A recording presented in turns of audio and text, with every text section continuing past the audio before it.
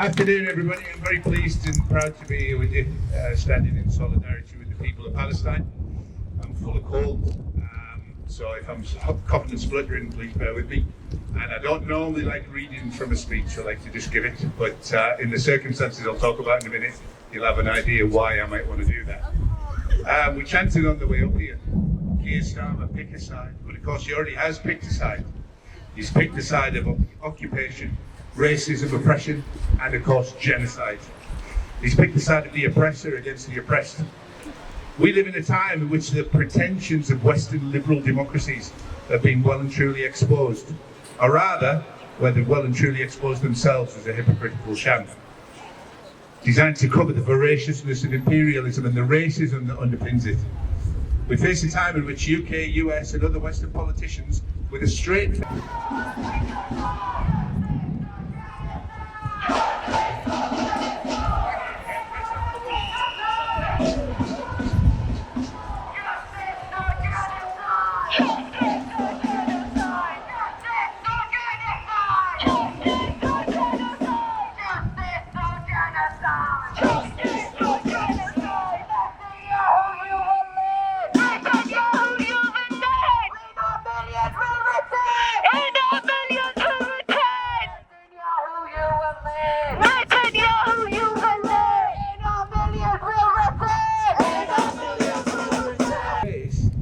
condemn the invasion of Ukraine and Russian attacks alleged on civilian areas, and in the same breath will tell us that Israel's bombing of yet another hospital, or refugee camp in Gaza, or its seizure of more Palestinian homes in the West Bank, its invasion of Syria and its bombing of Yemen and Iraq, are Israel's right to self-defense, and claim it's acting only for security, while refusing, of course, to call genocide genocide.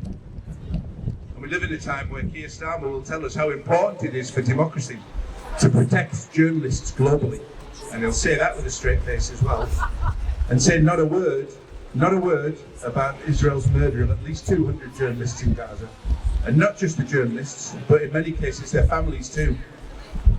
This is by design, so much so that Israel nicknames its AI targeting system "Where's Daddy?"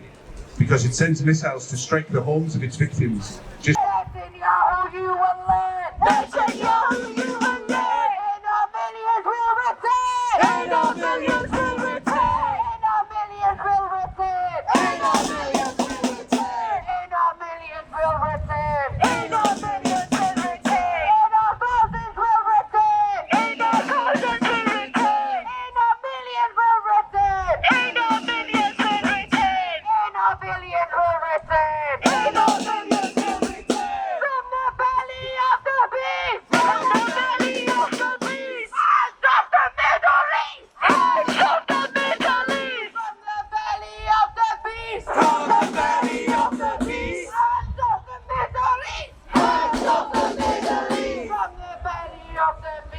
as they get back to be with their families.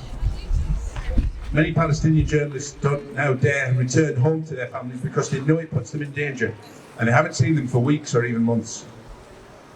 But Keir Starmer's now targeting journalists in this country as well, not yet at least with missiles and bombs, but with lawfare, with the misuse of terror legislation against them, if they speak out against Israel's genocide and they speak up for the rights and the freedoms of the Palestinian people. He's especially targeting those who are Jewish and dare to disrupt the narrative. Professor Haim Rashid, Tony Greenstein and others, along with journalists like Sarah Wilkinson, Asa Winstanley, Chip Medhurst, Kit Clarenberg, Craig Murray, and of course the Palestine activists who scandalously are being held for more than a year before they're even brought to trial. And they're not on terror charges, but they're using the terror legislation as an excuse to hold them in prison for a year before it even gets to the trial.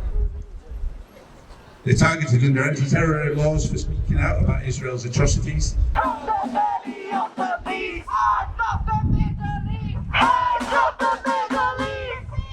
Palestine, go back home. Palestine, go back home. Palestine is not your home. Palestine is not your home. Palestine, go back home. Palestine, go back home. Lebanon is not your home. Lebanon is not your home. Palestine, go back home. Palestine, go back home. Syria is not your home. Syria is not your home. Palestine, go back home. Palestine, go back home. The Middle East is not your home. The Middle East is not your home. The Middle East is not your home. The Middle East is not your home. The Middle East is not your home. The Middle East is not your home. From the belly of the beast. From the belly of the beast. Hands of the Middle East. Hands of the Middle East. From the belly of the beast. From the belly of the beast. Hands of the Middle East. So the state can arrest them at airports, or raid their homes, or invade their privacy and the confidentiality essential to journalism.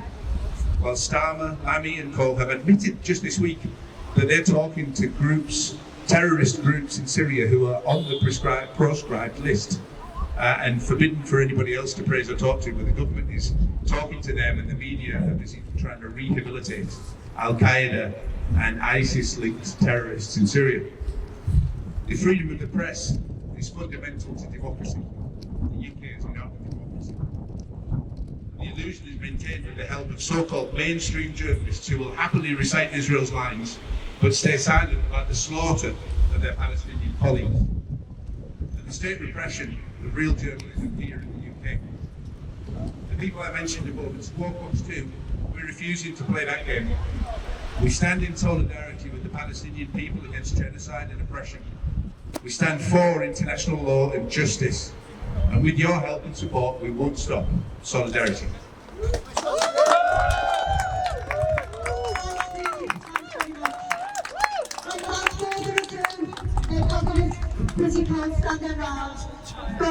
Our next speaker was a regular on our marches, local activist, Taiba. Big hand for Taiba.